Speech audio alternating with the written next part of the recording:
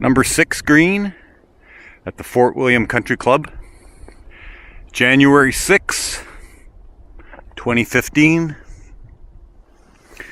I shoveled out to the green, and here's what we have. And I'm gonna say this is probably across the board, every single green on the course. We've got a bit of ice,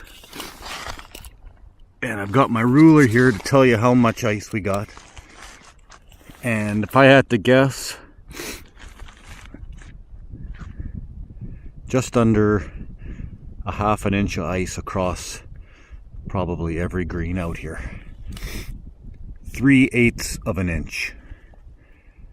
I chipped through here, and I instantly got a bit of a stink smell,